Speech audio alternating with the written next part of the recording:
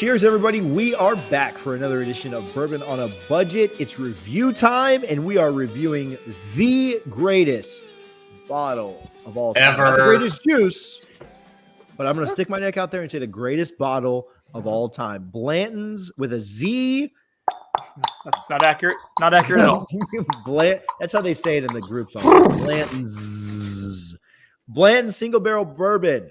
From obviously, you can tell that I like mine more than either of these other fools. Ben's isn't even open. That's right. Blanton Single Barrel Bourbon from Buffalo Trace gets a lot of flack. We've talked some crap about it on the show. Gonna give it a fair shake. We're gonna give it. I'll shake it. We're gonna work on it tonight. So TJ Pittenger, Brendan Sinone, Ben Cock, as we told you on Tuesday.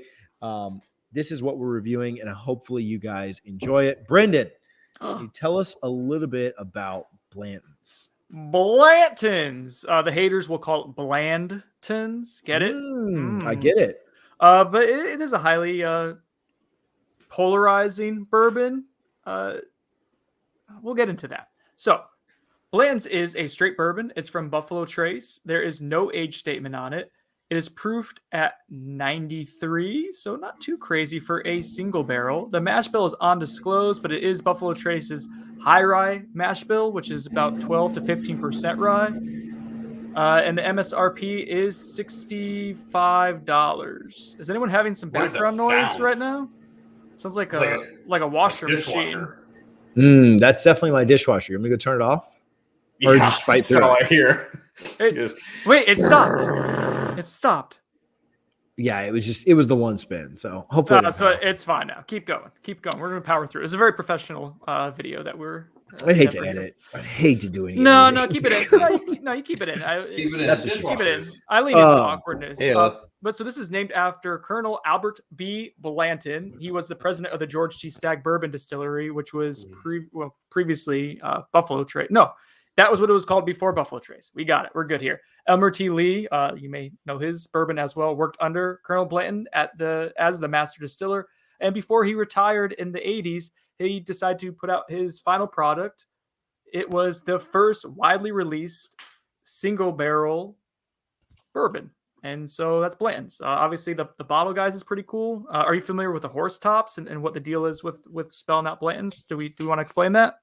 Go ahead. Yeah. Spell out Blanton's. There you go. But each horse, in honor of Kentucky Heritage and Kentucky Derby, if you can see here, is in a different stance. So mine is a B. And so the first it's like one, they're in a race. Yeah, like the first, he's upright on the horse. Mine is an N. He's in the middle of the race. Ben's also, what is yours, Ben? Is an S. S. So the very end. So Ben's would be him crossing the finish line. Mine's in a starting position, and Ben's is, we're bookending it, Ben. Yeah. I'm bringing up the rear. So the other cool thing is they all have the dump date on them. So mine is 12/13/19. Obviously the warehouse H doesn't change, right? Like they're all out of warehouse H, but the RIC number does. I believe so. Yes. RIC number on the right will tell you exactly where in the warehouse it was located. Like we talked about with single barrels, and like you kind of hear about, there are different sweet spots within the RIC house, within the so anyway, in the aging process and where things are moved around and how they're moved and shifted around during the aging of the bourbon, things can be wildly different in this single barrel process. Blanton's gets a lot of hate for being kind of not overpriced, but overpriced on the secondary market. Did you talk about an MSRP on this? It's about $63 somewhere in there. I was going to say 65 is the MSRP. I think I've gotten it at Costco before, like at $60. So not bad. Yeah, I've gotten it at 63 a couple of times. A lot of times you'll find this on the secondary market from anywhere from $100 to $110. And then there are even some store picks that get up a little bit higher than that. You can look at some different store picks as being, anywhere from $120 to maybe $150 on the secondary market. Not super easy to find. Blanton's gets bought up pretty quickly, but also not the most difficult thing in the world to find. We're all sitting here with a bottle. I have 4 or 5 bottles in my house, and so of different variations of it. There's regular Blanton's like we all have and what we're reviewing tonight. There's the barrel strength, which they call straight from the barrel Blanton's. There's a bunch of different colored Blanton's that are all from all over the world. There's a Japanese red Takara Blantons. There's a blue. There's a black. There's a green.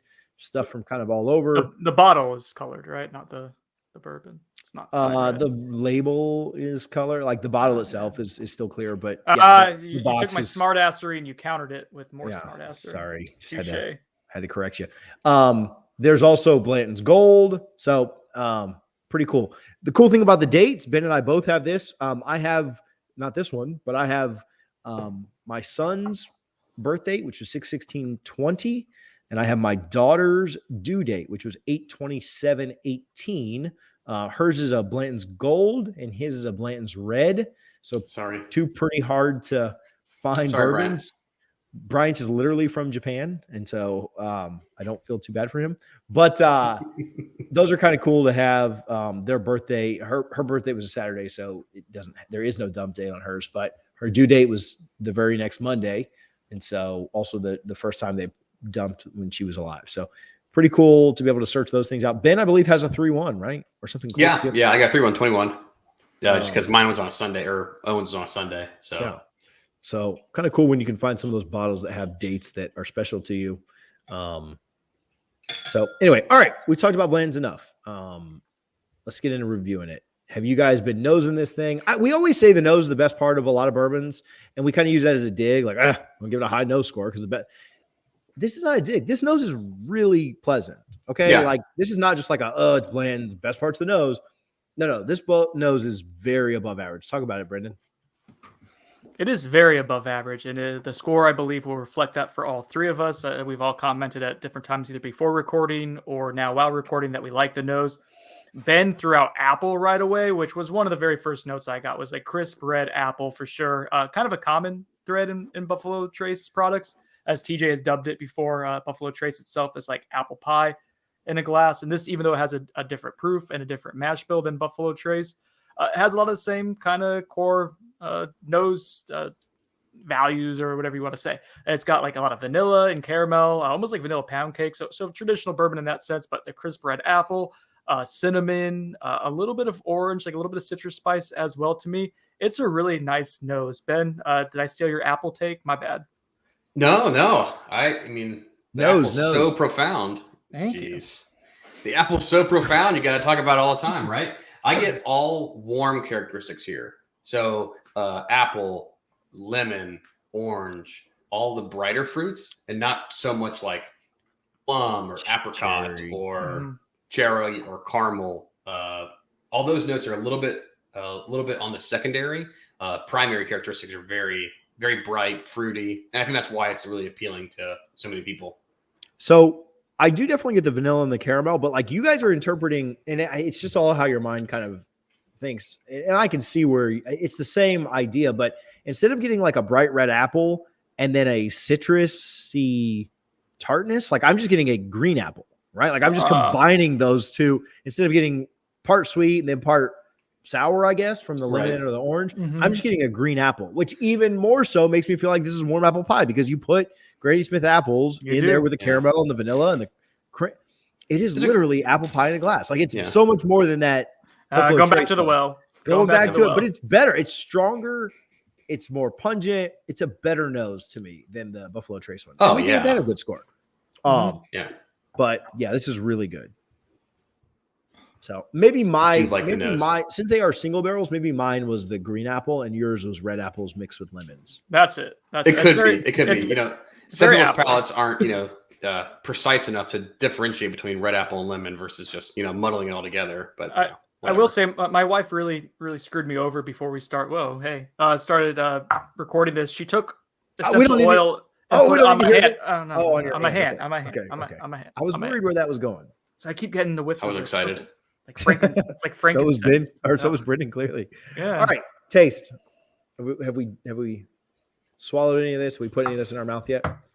The beginning of this, to me, I've put it in my mouth. I haven't swallowed it yet. It starts so flat. That's, I guess, where the Blanton's moniker comes from. Is it takes a little while for the flavor to kind of arrive, and it's almost at the finish, which I know we'll get to in a second. But the flavor to me is so underwhelming, coming off of a really nice nose, like vanilla, a creamy caramelness to it. The apple, not quite as vibrant, nowhere near as vibrant, in fact, for me as it was on the nose, and maybe like a little spearmintiness. But I don't know, Ben.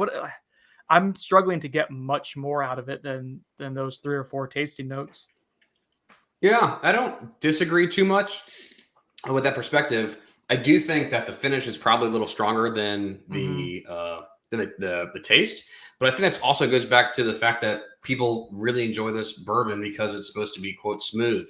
And so if you don't want a full flavored, kind of bitey taste on the front end, then this is something that would probably be a little bit appealing to you. Where if you're not a bourbon person and you go and step into the Blantons, then it'd say, hey, this is it's nice, but then you get a little bit more of a finish, which is a little more approachable, I guess. Yeah, I don't know. I'm kind of right there with Brendan. It is very. I hate to do this. It's not very exciting when you first get that first sip. Now, I will say the finish is good. We'll just kind of make that quick transition into the finish. There's a lot of spice that I think comes in. Some of the baking spice comes in a lot on the finish. We crap on finishes all the time. I actually think this one's going to do pretty well. I don't know if that's because the finish truly is great or because the taste is so subpar that you're just looking for anything and you're just show me some love. I was never hugged as a child. So anyway, I think that kind of helps and makes this finish. I know this finish is good. I hate using the words good, bad, whatever. It's enjoyable. It's pleasant. There's a lot going on with it. There's some spice that comes in. The flavor kind of hits you late. So I think that I think that's where it kind of makes up. But yeah, the taste is underwhelming is the right word. Yeah, I don't think it's not bad it's not unpleasant as a taste. It's just muted. It's very subtle, and there's a difference between muted and delicate. Where delicate, there's a lot of character if you dive into it. I just think a lot of things are muddied here as opposed to sharp or precise. What's the age, Brendan? There was no age statement on it. So I just wonder if it's. I can look and see what people speculate on it. Hang on, I'll look. Probably no more than 6 or 8 years. So I was just thinking, has it sat too long? Has it not sat long enough? What's the issue here with pick up some of those darker character, barrel characteristics? Yeah, have they gone too quickly with it? 6 to 8 years is the speculation on it. I mean, that's pretty standard. So I wouldn't think that that's a problem. But yeah, like you said, it is very smooth, and I know Ben hates that word, and so it's approachable. It's easy to drink. Hey guys, it's a 93 proof bourbon. I think that might be where we're been watered down quite a bit, but I don't think the Eagle Rare or the Buffalo Trace, which are also at this same proof and lower, they're 90 proof. Yeah, I don't think that they hit you as I think now those are a little younger. I would say so. I maybe think Eagle Rare is 10. Eagle's 10. Yeah, you're right. Yeah. So and Buffalo Trace is kind of similar. It is weird. This is a higher rye mash bill for Buffalo Trace because their lower rye one is less than 10%. This is about 12 to 15% rye. So it's funny to me, the rye spice, which again, that's not a ton of rye spice in the grand scheme of things, but we're talking about good on the end. Yeah, at the end. And TJ talked about the baking spices, and totally I get that at the finish. The baking spice, the apple actually shows up more for me at the finish. It is very apple pie, cinnamony, vanilla as well. But the rye spice never really shows up too prevalently anywhere. And it's just interesting. I think we get more flavor off of Buffalo Trace or Eagle Rare with a higher corn mash bill and lower proof. Yeah. So, all right, we've talked about the nose, taste, and finish. Let's jump into rating this thing. For those that maybe haven't tuned in a while, first time tuning in, or just have a bad memory, we give 10 points here on our rating scale. Quarter points are welcome. 2 for nose, 4 for taste, 1 for finish, 1 for cohesiveness and complexity. Based on that 8-point score, we give 2 points for value. What goes into value is somewhat subjective, but typically price, availability, and proof are some of the big things that we consider.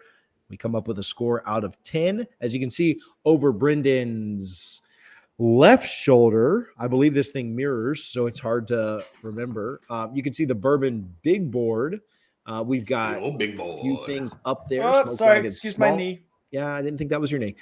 Smoke Wagon Small Batch, Old Forester 100 Rye, Sazerac Baby Saz, Old Forester 100, and High West Double Rye on our big board. As you can see, Rye highest score that we've ever given is 8. Lowest on the big board is 7-3. I don't know that we'll get there tonight, but we'll see where we can go. 2 points for nose. Brendan, start us off. I'm going with a solid 1.5. It's well above average. Stop short of being like elite or great, but a very good nose. 1.5 out of 2 is what I feel comfortable with. Ben, how about you? I'll actually go a little higher here. Ooh. Very uncharacteristic of me. I'll go 1.75. I think so too. We gave Ben and I gave Whistle Pig 10 a 1.5 last week, and I think this is slightly better. So I'm going 1.75. Yeah, it's not like perfect. It's not a 2. The more I smell it, I start getting like vanilla and caramel. Like the lower it gets, a little bit of like toast, that kind of stuff. 1.75 is a really good score for a nose. Yeah. The highest we've ever consistently given a nose is Elijah Craig Toasted Barrel, which was a 1.75 across the board. Mm-hmm. We're pretty hard on noses here. We've never, no one has ever. That sounded awful. No one has ever given a 2 for a nose. So this is the highest rated nose we've ever given.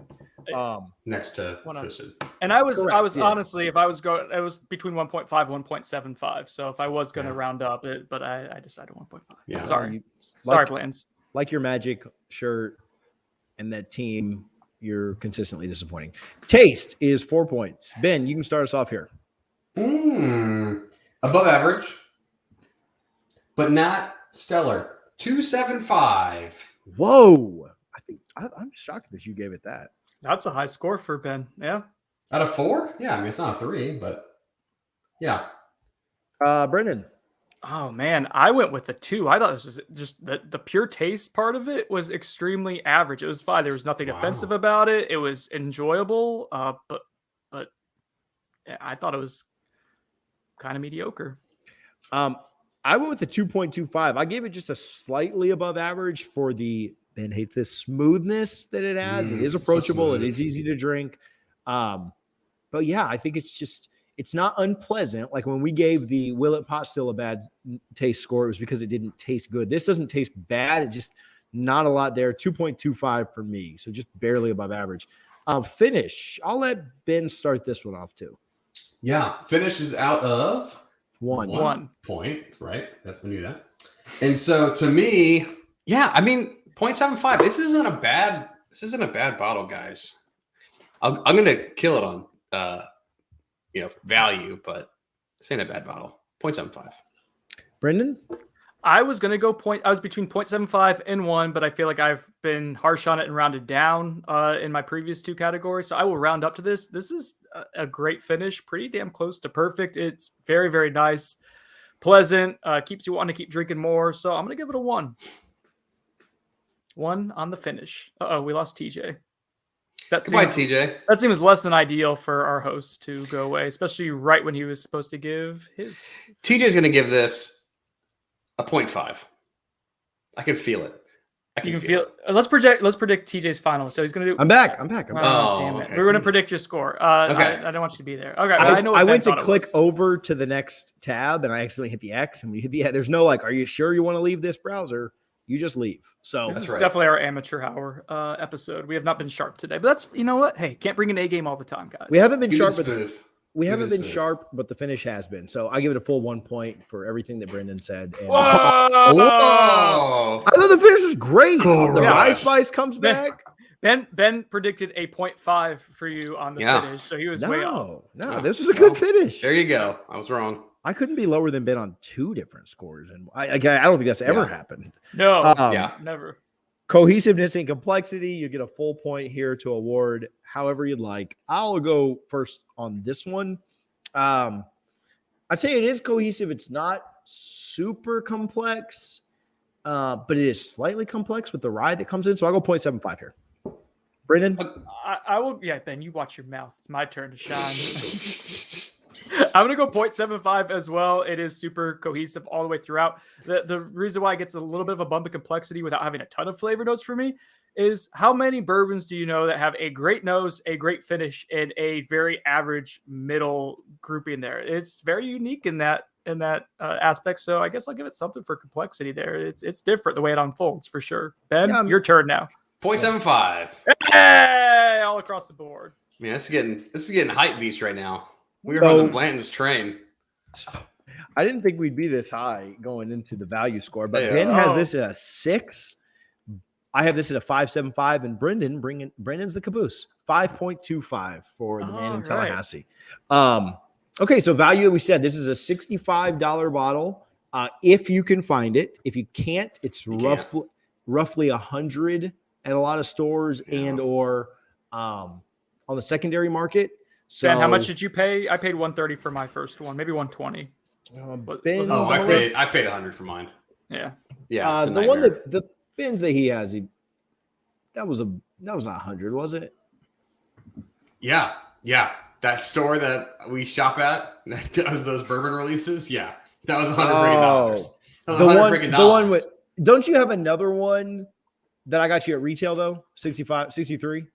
Don't you have one in? Okay. Yes. So you have got it at retail. I didn't get that. You got it at retail. I did receive it. It's been received at retail. I've been charged that, but if I go to a store, it ain't $60. Yeah, it's probably $100, but not impossible. I've gotten 4 at retail, so it's not impossible. Like we said the other day, expert pack. We are experts now, so it's a little easier for experts to get things at retail. I'm amateur. 93 proof, not super available, but again, not impossible to find. This is actually probably the easiest bottle to get on the secondary market. Like anytime you're in a secondary group, like if you just say, I want a Blanton's for $100, like it's a done deal. So anyway, you can get it shipped for like 110, 115.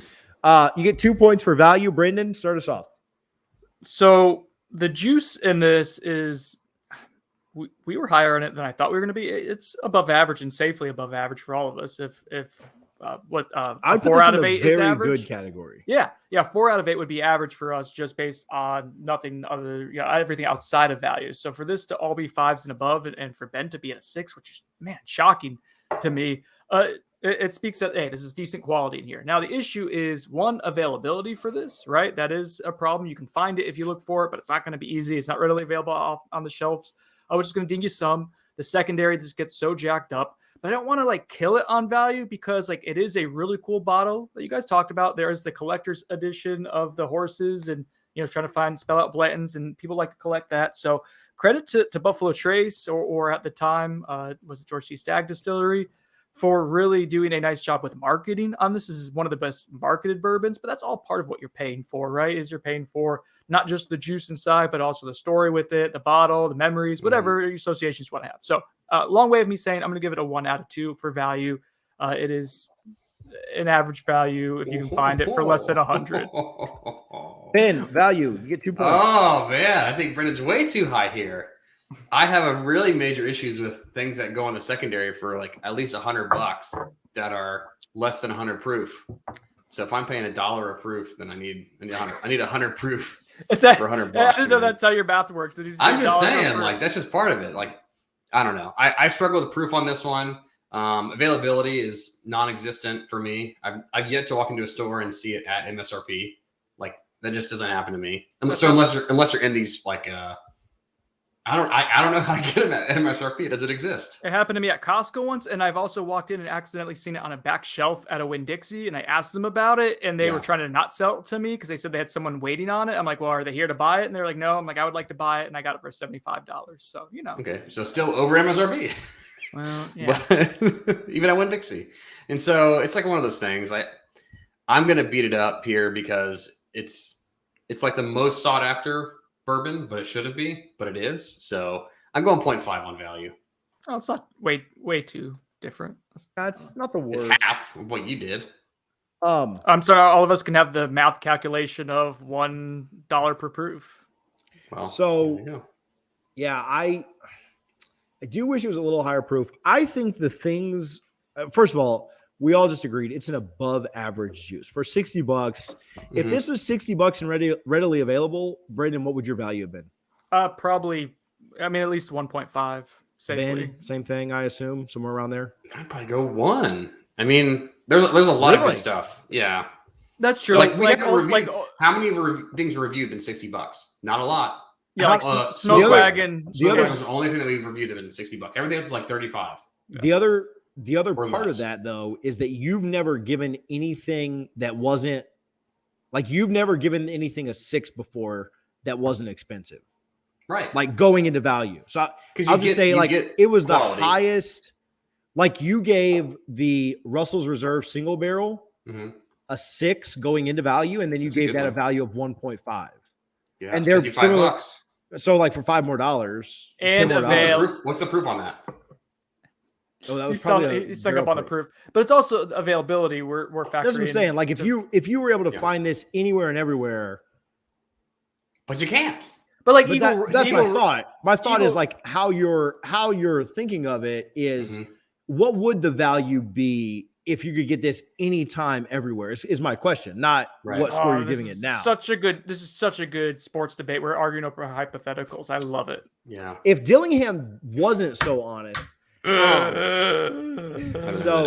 I'm gonna give this a 1.25. I think there are some things about this that do make it special. Looking for the dates, spelling out the Blantons. I also think that this is a great bottle to share with people that are getting into bourbon. Like I share this with my stepdad, and he's like, "Oh my gosh, thank you so much for this." And I'm like, "Yeah, it's no big deal. I got like 4 of them. Like, whatever." So I think that you don't have to do that, Brendan. It's just 6.25. There's 3 scores in a row. So peel back the curtain. I'm an idiot. So I think there are some things about this that do increase its value. Not enough to give it like an elite value score, but I'll say it's just slightly above average. Even at $100, if you can find a date that's important to you, if you can spell out the blends on the top, whatever. It is a cool bottle. It's a neat centerpiece for a collection. It's something that everybody needs in their collection at some point. Even if you have to spend the $100 for it, you should get a bottle of Blantons because that's just what you do. So 1.25. Final scores, Ben with a 6. Myself, Ben was a 6.5. I'm sorry. No, that's not that's not accurate. There we go.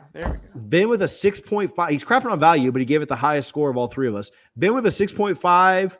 Myself with a 6, and Brendan with a 6.25. So, not a bad little night for Blantons, guys. 6.25. Oh, no, that's not even close to right. I gave it a 7. What do you guys? Oh, my God. Oh, my gosh. He just hammered. He can do math. Yeah, 6.5 for Ben, 7 for me, 6.25 for Brendan. Final score, 6.8. 6.58. Oh, my God. Hey, take this. Oh, my God. Oh, my God. I'm going to edit this. All right, let's go. That was way too awful. That'll be in the Patreon OnlyFans. All right, so final scores for this. 69. Ben gave this a 6.5. Brendan with a 6.25. And because of that high value score, I gave this a 7. 6.58 final score. Did you like that on the first take? Because I just did a lot. 6.6. Oh, my God. Just end 6.58. End it now. Oh, my God. 6.58 final score. Does it make the board? No. It makes the Blanton's board. The Blanton's big board. Would you agree that everybody should get a bottle of this at some point? You have to have it in your collection. You have to have it in your collection. 100%. Yep. Your collection's not complete unless you have one. Yeah. Your collection's value would be like Ben would rate it a zero if you have dumb Blantons. It's frustrating, but it's true. Agreed. Any other thoughts, boys, before we close this ship down? Nope. This has been our worst review ever, and I'm proud of it. Worst review ever? It's not that bad. Well, this is a good one. Yeah. I'm just saying it hasn't been the smoothest review ever. I know. Although it was the smoothest bourbon. It's the smoothest. Oh, come on. You guys. Hey, remember to smash the subscribe button on YouTube, please. We're trying to smash it. We're trying to build that YouTube audience up, son. Oh yeah, YouTube. We can do that. Joe, come on. Get all your buddies to subscribe. Come on, Joe Decadence. Decadence Joe. Let's do it. Until next time, thank you guys for hanging out with Bourbon on a Budget. TJ Pittenger, Brendan Sonnone, Ben Cock. Cheers. Cheers.